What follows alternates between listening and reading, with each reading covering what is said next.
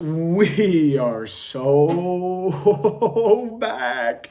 We're so back. Hey, hey, hey. We're so back. We're so back. Dan, dan, dan, dan, dan, dan, dan. We're so back. It's the Detroiter. We're covering sports in the Motor City in the Mitten State. I'm your host, Nick Bradley. We're presented by The Second String, thesecondstring.com for all your Detroit sportswear, apparel, fashion needs. Go check it out. We got sports stuff. We got streetwear stuff. We got everything you could ever fucking wish for. Michigan State, Red Wings, Lions, Tigers, Pistons, you name it. We got it. Other cities, it don't matter. We're back from Michigan in California. 4th of July trip's over. It was a nice little visit. We'll get into it in another episode, probably next week. We'll detail the adventures through the Mitten State. I'm actually very excited to talk about it.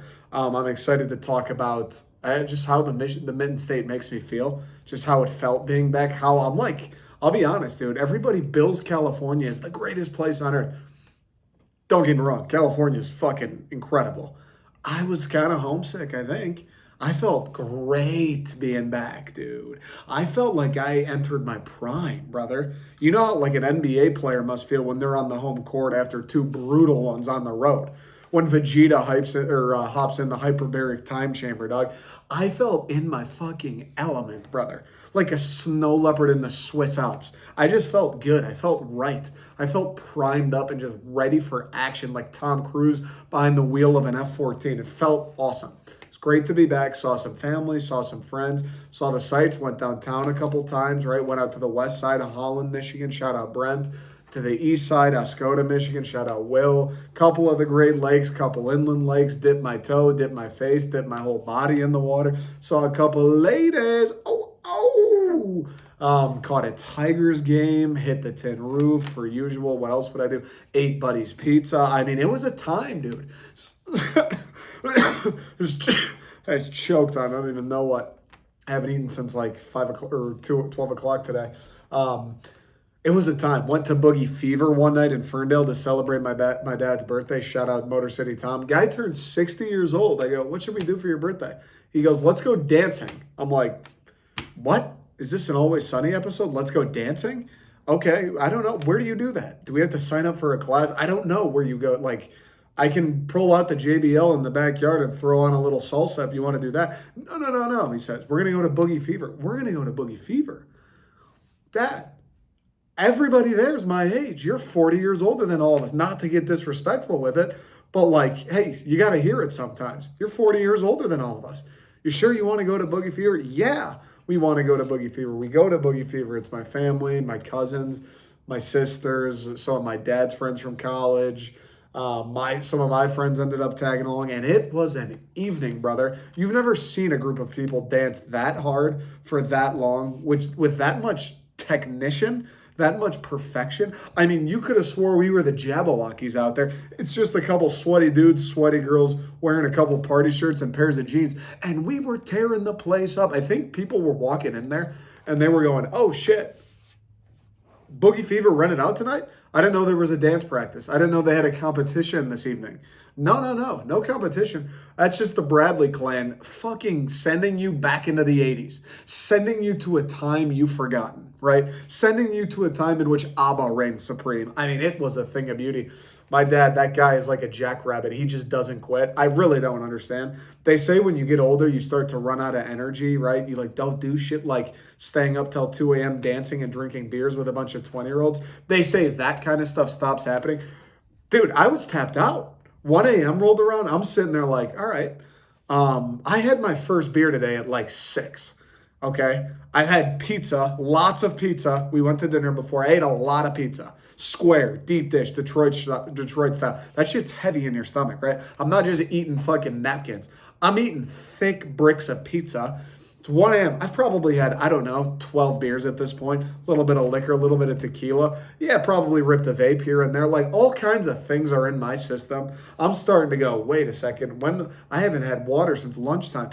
I'm tapped out, right? My legs are on fire. My feet feel like someone's just pricking them with needles. I can't stand on them anymore. Love the Nike Blazers. They get uncomfortable after about the 7th hour of standing on them. I go to my dad, hey man, what's the timetable? Like we getting close here? He's like, getting close. The place is open for another hour. Bruh, you're 60, bro. Another hour? You want me to do this for another hour? And that's where the problem arises. I don't want to be the guy standing in the corner just going, oh, they look like they're having fun. It's too bad my feet kind of hurt. I don't want to be that guy, right? I mean, he's got his kid. I got to show up. This guy's going out and putting on a show worthy of Cirque du Soleil. I'm going to sit over there rubbing my feet? I mean, what kind of message does that send? That's pussy stuff. I won't sugarcoat it. That's cowardly behavior. So I man up, rub a little dirt on it. I get back out there, and I'm going to dance, goddammit, until 2 a.m. I'm going to dance until somebody kicks me out of there. Will I dance well? Will I dance with the same passion or enthusiasm that I did at, say, 10 p.m.? No, probably not. But at that point, nobody's watching. If you're still at Boogie Fever in Ferndale on July 2nd at 1:45 in the morning and you're laying it down, you got crazy legs still, you got some ants in your pants, and you see a family, 60-year-old, couple other 60-year-olds, couple 30-year-olds, and some 20-year-olds just grooving in a circle, taking turns going into the middle. Everybody looks like they just got done running a marathon. The whole group just kind of smells funny, right? You don't really want to get that close to them. On one hand, you do, because you're like, damn, they're having fun. What are they doing? And then you come within 3 feet and you're like, oh, they've been sweating for 4 hours straight. I mean, it was scenes. It really was scenes. Powered through, made it till 2 a.m., waiting outside for the Uber. Some guys come up, hit on my sisters. My dad and I are standing there like, this is fucking weird. These guys come up to my dad. Get this. These guys come up to my dad. They go, hey, she told me I had to ask you for her number. I'm sitting there like, bro, I fucking want to go home. What are we doing here? My dad's like kind of fucked up, like, oh, you'd have to ask her. I'm like, bro, just, can we tell this guy to scram? Like, I don't want to be a dick. I feel him. I feel his pain. There's nothing harder in the world than trying to lay game on a chick when her dad's around. There's nothing more challenging than that. And I'm sitting there, brother, it's 2 a.m. We got leftover pizza at the crib. I've been burning through episodes of The Wire. Wouldn't mind knocking out one more before bed. And this guy's going to come up and go, can I get the number, Mr. Bradley? Like, bro, if she's asking you to ask her dad for the number, this is just a good tip in general. Not just my family, not just Michigan. If she's asking, you go to a girl and you say, hey, you want to go out? Can I get your number? And she says, you should ask my dad. It's not going to work, bro. Like, it's just not going to work. Ask my dad? Fucking why, though? That's the last person I want to ask. Hey, sir, I'm trying to bang your daughter. Can I have an easier form of contact with her, please? No, like, just, ugh, dude. It's 2 a.m. for the love of God. But it was a good time. It was a good little weekend. Good time at Boogie Fever. First time I'd ever been. Place is sick inside. Decorations inside. They got like 50 disco balls. I'm a slut for a good disco ball, to be honest. I kind of want to get one for my apartment. I don't ever have parties. Rarely are the lights even off unless I'm sleeping. I don't have people over really in general. But I kind of want one. I don't really, I don't know why. They kind of look cool. Like when they reflect the light, I don't hate it. Maybe I'd turn the lights off more if I had a disco ball to shine a light at. I don't know. The inside was sweet. The music was gas, dude. They were playing 80s. They were playing disco. They were playing the stuff that my dad showed up for. I'm not a huge, especially since moving to California, I'm not a huge, let's just listen to the top 50 Billboard at the bar. For sure gone through that phase. I mean, like everybody does, right? You go to college, what are they playing? The top 50, the chart, every fucking time, right? We've all been there, no doubt about it. And I don't hate that. Not quite my scene, just like gets old, right? Like I've heard, I know the radio. I know what songs are popular. I've seen TikTok. Like I don't need to hear Drake both for the 5 gazillionth time. I don't need to hear it. Yeah, I'd like to hear I Will Survive by Gloria Gaynor, though. I'd like to hear Dancing Queen by ABBA. Like, that'll get me going. That'll get me moving. I don't necessarily need to hear As It Was by Harry Styles. Great tune, dude. Great tune. If I'm driving, the sun's setting, cue it up. It's not the same as it was. Heard it so many times. Like, we don't need to do that at the bar. Especially not a disco bar, especially not a dancing bar. So the music was great. It was a good time, though. It was a good time. Had a nice little time in Michigan. And folks, I'm going to level with you. I went much longer on that than I had anticipated. It's already been 10 minutes. Did not want that to go 10 minutes. Was hoping that would go maybe 5, maximum 7. But I got going, couldn't stop. You know how that goes. You get the train of thought. You get in a little groove. I'm talking. It was kind of funny. right? My dad's hanging out with my friends and I. We're all drinking and partying till 2 a.m. You don't see that every day. Figured we'd shine some light, give the man his props. He toughed it out. Unfortunately, the next day I woke up and drove to Holland, Michigan, so I didn't get to spend any time with my dad coming off of that night, because usually, this guy, listen, you don't know my dad if you're listening to this, most likely. Nothing that guy loves more than giving me shit for being hungover. Like, really nothing he loves more than, I'm laying on the couch, it's 11 a.m., all the blinds are closed, it's pitch black, he fires up some music, turns on all the lights, starts making coffee. Had a couple beers last night, huh? There's nothing he loves more than rubbing in when I'm hungover, just being obnoxious, where I'm clearly like, can you not fucking yell at me right now? Can we not listen to Tchaikovsky's Fifth Concerto right now? Like, I'm obviously trying to sleep. Can you not open the blinds? I came down here. I saw that they were closed. I kept them closed. He loves giving me a hard time for being hungover, which I guess is fair. It comes with the territory. But that guy, when he's hungover, when the shoe's on the other foot, he's a dead body, dude. He's a dead body. He doesn't want to hear a pin drop. He doesn't leave the basement until 5 p.m. He's like a dog that came in from the summertime. He just lays in the basement in the cold, eyes closed, groaning. His voice sounds all fucked up. He's drinking water. He keeps going, man, I had too many beers yesterday. I'm like, yeah, I know. I mean, that's what a hangover is, right? And he doesn't take it. I tune up some music. I'm like, hey, how about Dancing Queen one last time? Fucking pissed at me. So I didn't get to rub in his hangover, which I was a little bummed out about, because I was pretty excited to see how he was dealing with it, because he does not deal with them well, as much as he likes to make fun of me. But it was a good time. Time in Michigan was gas. The Mitten State in the summer, you really can't beat it, dude. Like I said, Michigan's sick. California's sick. You can't beat Michigan in the summer. The reason people live in Michigan is this time of year. Like, honestly, the reason I fucking was born there and grew up there is because my parents were like, damn, this place is sweet for 5 months of the year. That's exactly why. The place, when it's warm out, when the sun is shining, and when you're near the water, it's like a fairy tale land. Nobody gives a shit about anything other than having a good time. Nobody wants to hear about work. Nobody wants to hear about your problems. Nobody wants to talk about money. Nobody wants to hear about a Venmo. None of that. All they want to hear is, do you need another beer? Are you hungry? What should we do next? That's all they want to hear. Let's have a good time. I don't give a shit what you have to do tomorrow. I don't care what work you need to do on Monday. It doesn't matter what time your flight is. We're on a lake. We're in Michigan. It's 85 and sunny. There's people around, and we have 500 beers to power through. That's it, dude. It's hard to replace that. And you come to a place like California where that all exists, the nice weather, people, water, beer. But when you have it 12 months of the year, everybody, it's normal, dude. You take it for granted. Nobody's feeling that extra little kick when the sun's out. Nobody has that extra pep in their step when it's 80 degrees, right? You don't get that same Michigan vibe where you hit Michigan, you hit Lake Michigan, tie up with a couple other boats. Next thing you know, it's like, whoa. I might not be able to hang with half the people out here, and they all have kids. That's fucking wild. That's how much they're into it. That's how hard they've been chomping at the bit. So it was a hell of a time. Michigan's unreal. What my initial plan was today. Let's actually get to some sports, shall we? I mentioned either last week or the week before. So I pre-recorded a couple episodes for the weeks I'd be in Michigan, because I didn't have my green screen, any of my shit, my microphone. And I was in my parents' place. I was working during the day. I was doing shit at night. I didn't really feel like worrying about, I got to get a podcast. Oh, man, I got to edit this. I got to do this. I didn't really feel like it. So I just didn't do it. I pre-recorded, put them out, whatever.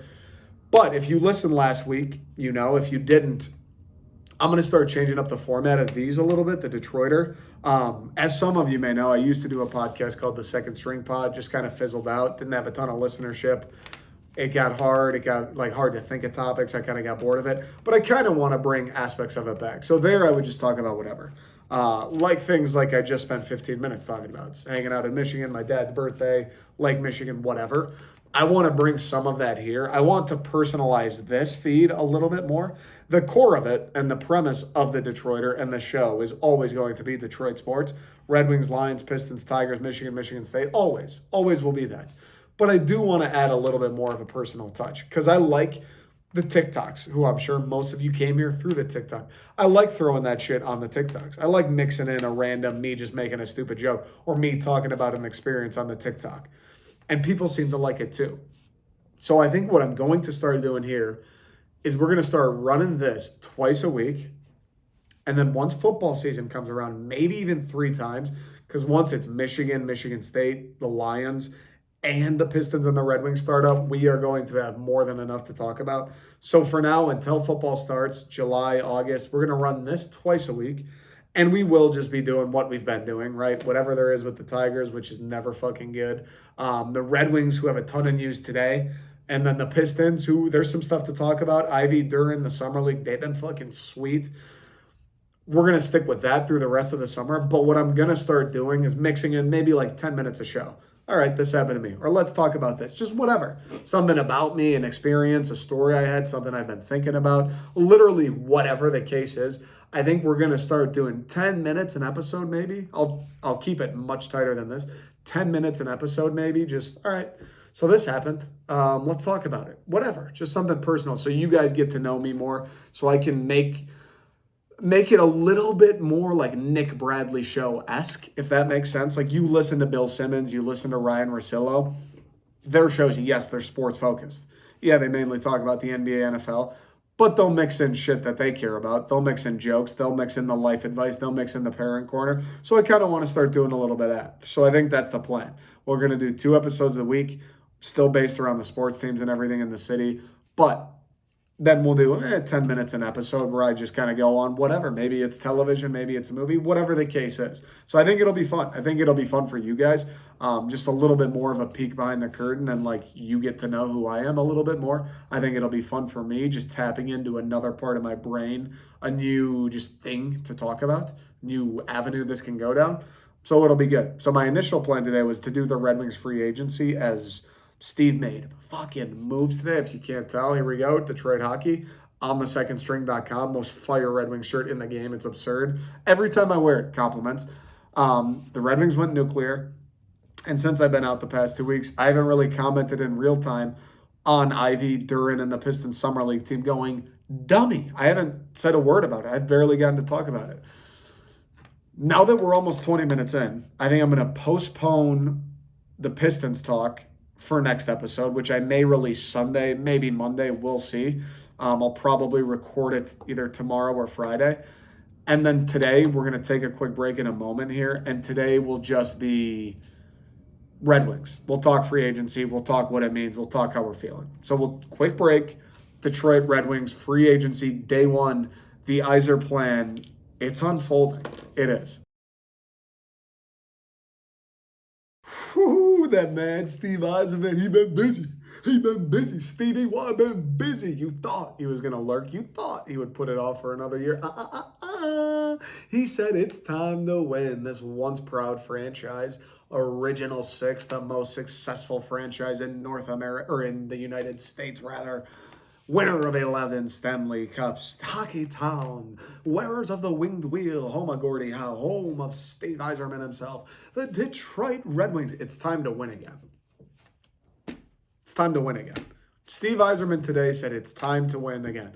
We've seen him. We've had him for a few years now. I think when he come 2017, 2018, he's been around for a little bit. He's had some time to make some moves, and he has, right? He acquired Vrana, scooped up Robbie Fabry for free.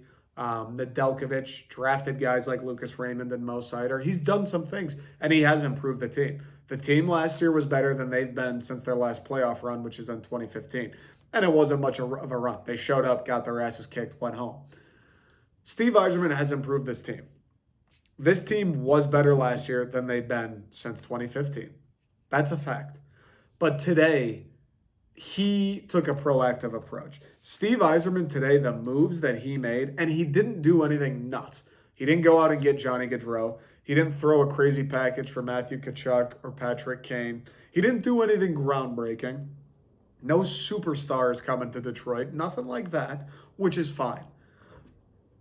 What he did do is he made a statement that we are going to make a concerted effort starting this year to win as many games as possible. Because last year they signed a couple guys like Nick Leddy, where it's like, all right, he's a decent player. He'll help you win, right? He's a solid guy to throw with Mo. They went out, Nedeljkovic, all right. He shores you up a little bit in the net. All right, okay. It's not going to win you a Stanley Cup, but, your team's better. He went out. He got a couple guys, right? He's kept Mark Stahl around. Troy Stetcher was a nice little find. He went out and got Vrana. Like, he's improved the team incrementally. He's done some things that, yes, we're better because of them. But he hasn't done anything that's 100% shown he has flipped the switch where let's win now. Let's win. Every move he's made up until this point, it was either kind of not a Godfather offer where he couldn't refuse, but rather an offer he couldn't pass up. Like Vrana, what did we get? A first, a second, and Vrana for Mantha? Like, that trade, fucking insane that it happened. That trade's insane. I still don't know what Washington was thinking. Maybe the steal of, like, the last 5 years. The trade's insane. Nedeljkovic, Carolina was begging him to take net off their hands, and he did. He's made a few trades like that where it's like, hey, listen, I don't care how many more years we want to tank. I don't care that it is too soon to plug in a guy like Vrana. We're getting a fucking free first, at worst, second-line winger here for free. Oh, and by the way, we're getting picks. You do that trade every single day. I don't care what year of the rebuild it is. I don't care how many more draft picks you need. I don't care. You do that trade every day. And he has done some of those things. But he hasn't really gotten to the point before today of putting his foot down where it's like, now you certainly know the direction. All those moves before, the direction of the team the last few years, even this past, selling at the deadline, Nick Leddy's on the move.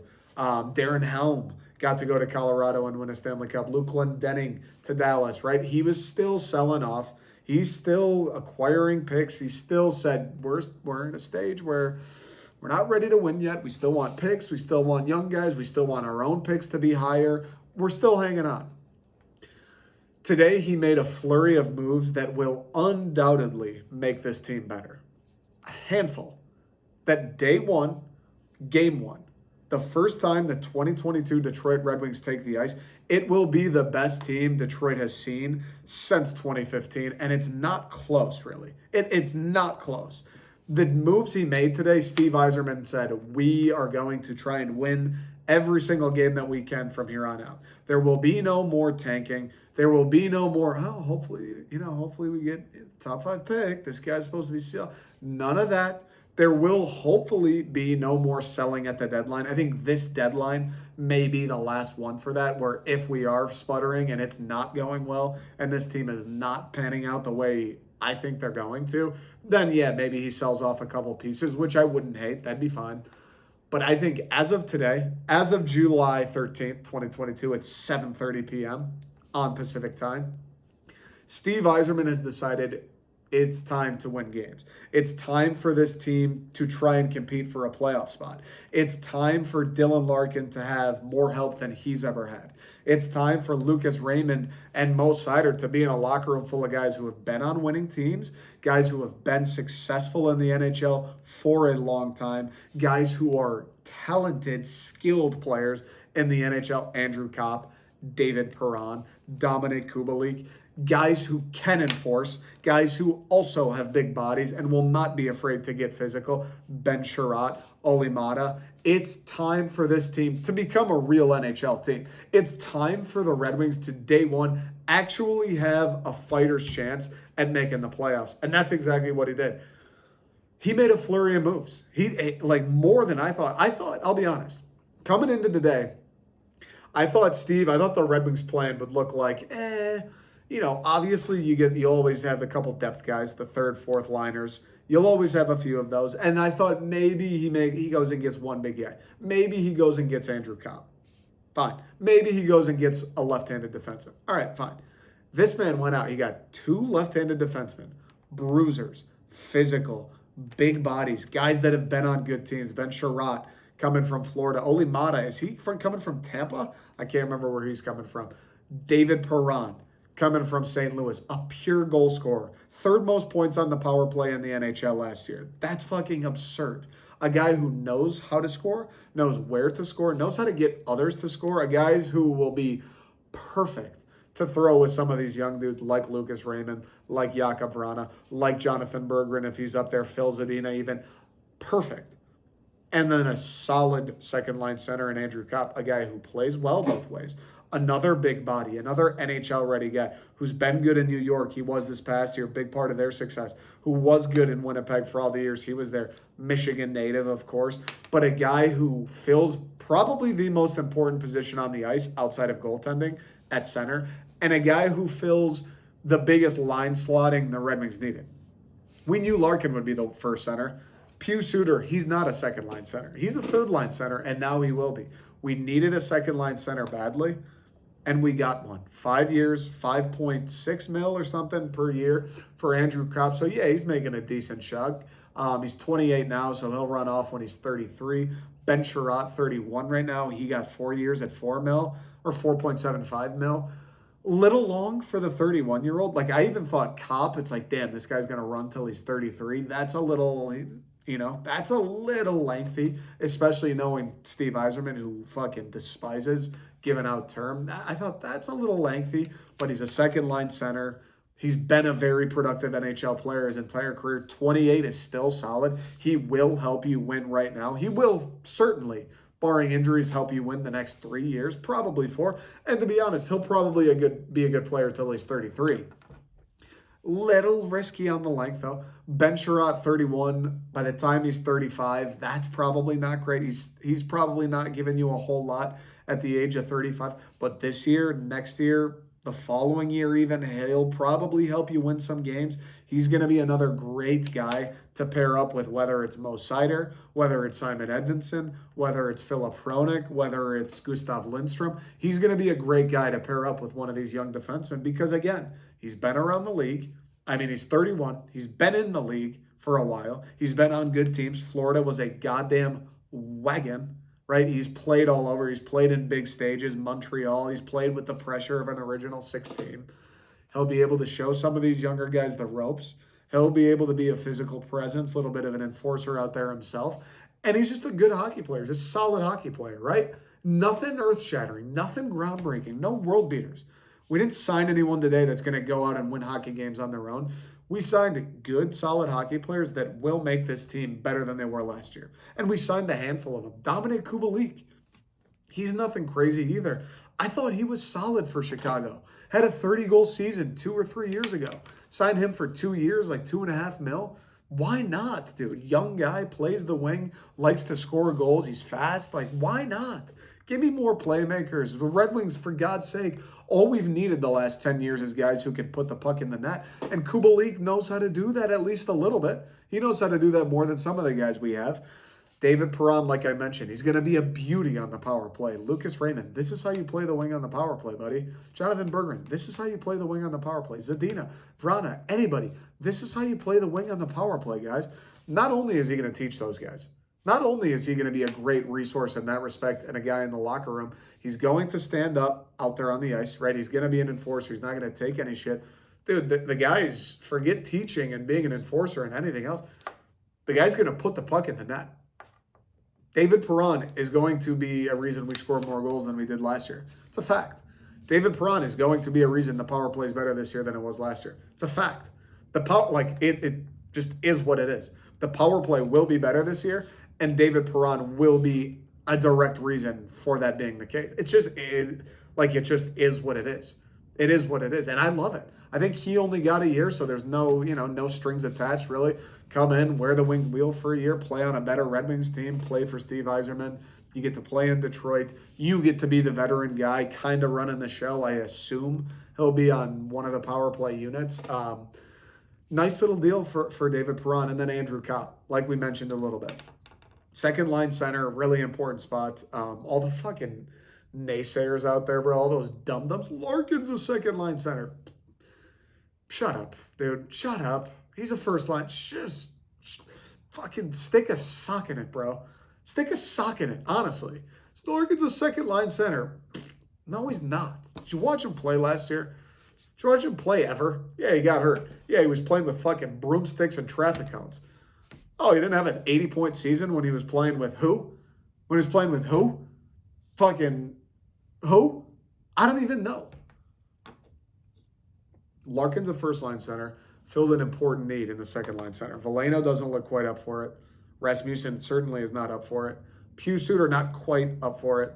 Andrew Kopp, good on both sides. He's physical. He'll go to the net. He's going to score goals. He can play make. He'll take the body. He's responsible on defense. Like, really just a solid guy. All around good game. Seems like a good leader, right? He's been around the league as well. Played in New York on the big stage. Was in the playoffs this year. Made a little run. Michigan guy. Knows Larkin from U of M. Like, great addition with Andrew Kopp. Yes, my two grievances are one, they're both term. Sherratt getting 4 years and Kopp getting 5. I'd like Kopp for 4 and Sherratt for 3 would be nice. But I understand you have to, make sacrifices. You got to negotiate a little bit in those situations. So I'm fine with it.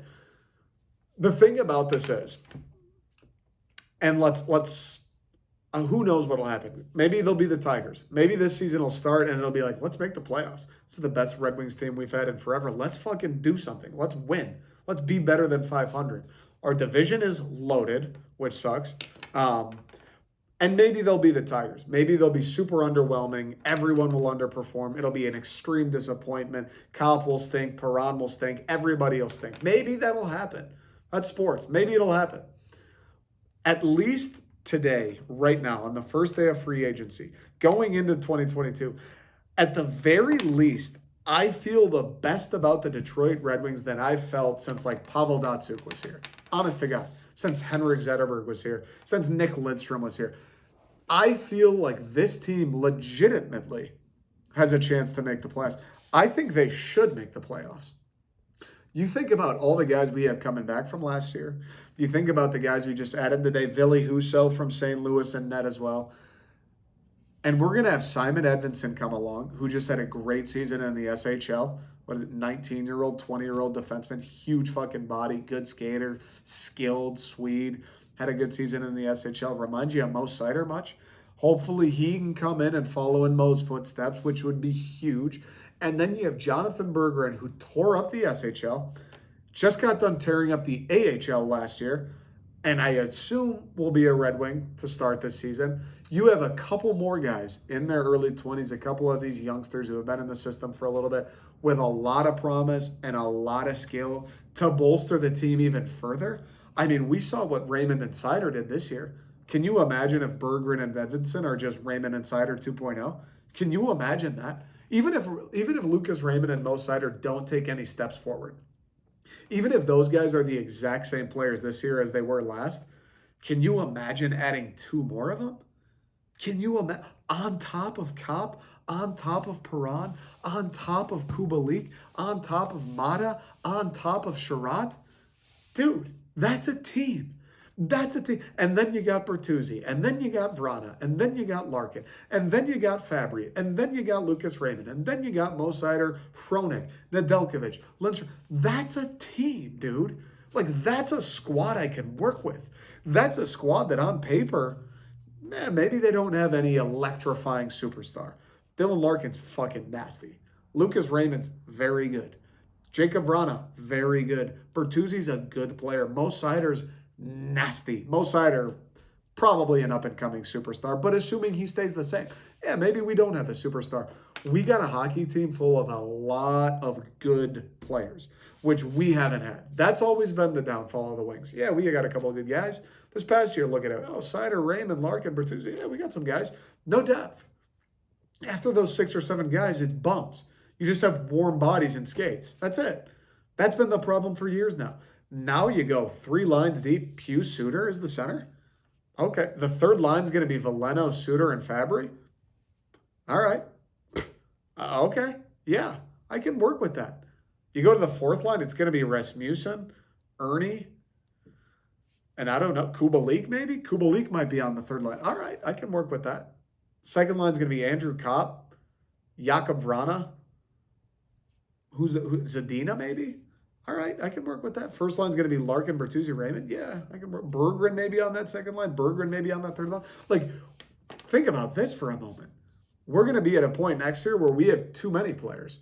I listed those 4 lines. Where's Berggren slot in? Does he take Zadina's spot? Does he take Fabry's spot? Does he take Kubalik's spot? Like, whose spot? Whose spot is Berggren taking? You look on the defense, we got Mo Sider, Ben Sherratt, Ali Mata, Simon Edvinson, I assume will be a Red Wing, Philip Hronik, Gustav Lindstrom. That's a nice group. It's a nice little group there. It's a nice group. Goaltending, Alex Nedeljkovic, Ville Husso. That's solid 1-2. It's an upgrade from Greiss, Ned. Like, the team got better everywhere today. The team is going to be better everywhere. It's electrifying, bro. It's fucking sick to think about. Like, we legitimately, how many times over the course of last season would I come on here and go, dude, all I want is to just watch the Red Wings in the playoffs again. I watched the NHL playoffs this year. I'd be sitting alone in my apartment talking to myself like, it'd be so sick if Detroit was in one of these games. Fucking every night. They legitimately have a chance at it this year. Like, today, I think the Detroit Red Wings will be within, when the season ends, will either be in the playoffs or will be within 3 games of making the playoffs. And I'll take that. I'll take an 82-game season. I said last year my goal for the team was give me 82. Make it interesting the whole way. They got to March. It was interesting, right? They were never totally in it, but they were hanging around Boston. They were keeping some heat on them. Got to March, fell apart, season was over. Give me to May. Give me 82 with this team. I'd love the playoff spot. I'd love to see Hockeytown back in full force. There's nothing I want more. Give me 82. These guys are capable of doing it too. This team is capable of giving you 82. This team is capable of making the playoffs. And that's the number one takeaway. That's the number one takeaway. Not what's going to happen this season. Not who performs. Oh, Cobb, 40 games in. Cobb wasn't worth it. None of that shit. What matters today is the move Steve Yzerman made. They made a statement. Steve Yzerman, the Yzerplan, stated to the National Hockey League today that the Detroit Red Wings are no longer interested in lottery picks and celebrating rookies. The Detroit Red Wings are interested in what the Detroit Red Wings should be interested in. Making the playoffs, winning playoff series, harvesting superstar hockey players, winning Stanley Cups, doing whatever they can to win. That's what Steve Yzerman said today. There is no more, all right, we'll wait and see. There is no more, yeah, we'll throw them out there. If we finish bottom 10, we could use the pick. No. It's, we are going to acquire any player who improves this team. We'll go out and sign him in free agency. I'm sure Steve's not done. Today's just the first day. I'm sure he's not done. I'm sure he'll sign more guys. I'm sure he'll be making a trade. Like I just said, we got too many skaters now. We have too many forwards. I'm sure he'll make a trade sooner rather than later. Steve's not done. But today he declared not only to the NHL, he declared to the fans of Hockeytown, he declared to the players in the locker room with the Detroit Red Wings, it's time. Dylan Larkin, you suffered, buddy. You fucking seen it, bro. You got to Detroit as an 18-year-old and you've been through it, dog. You haven't even seen what Hockeytown is supposed to be. Steve Yzerman said, Dylan, that changes today. Dylan, that's no longer today. Dylan, we are going to acquire any and all players that can help us win. We are going to improve any single spot we can on any given day. We are going to do whatever we can starting today to win hockey games, to win playoff series, to win a Stanley Cup. And that is what gasses me up, because if they don't achieve this year, let's say they miss the playoffs, and let's say they miss it by a wide margin, 5-7 games, something like that. At least I know Steve Yzerman has flipped that switch where he is interested in figuring out how to improve. Starting with the 2022 season, the Detroit Red Wings are gunning for the playoffs. Hockeytown will be back. The rebuild, listen, they're not going to win a Stanley Cup this year. They're not going to win it the next year. They're not going to win it the year after that. No. They're not there yet. They're not even close. The rebuild is over, though. Being bad for good is over. Wanting higher draft picks is done with. Giving away assets for picks is done with. Players now. Young players, old players, anybody who can help, talented hockey players. For good term, good money, a deal favorable to the Red Wings. Steve Yzerman declared the Red Wings, it's time to win. It's time to win. This team, it's Hockeytown. It's an original six. It's a legendary fucking franchise. 25 years they made the playoffs. My entire childhood until I was 18 years old, this team was one of the best teams in the NHL, if not the best, every single season. Steve Yzerman declared today, it's time the Detroit Red Wings won again. It's time that winning is the priority, not the lottery, not draft night, not the number one prospect in Canada. Winning playoff games is the objective. It's the only objective. And I couldn't be more excited about it. Feels like a weight lifted off my shoulders. Excited to see what these guys do in Hockeytown. A little bummed out hockey doesn't start for like 5 months or whatever it is, but I'll be excited when it gets here. Fucking love Steve Yzerman. I trust everything he did, even though I don't like the Sherrod deal as much. I don't like the term. I don't like the term on the cop deal. It's fucking Steve, bro. He could do whatever he wants. Steve could give $10 million a year to a bench, and I'd be like, all right, this is probably worth it. It's probably heated.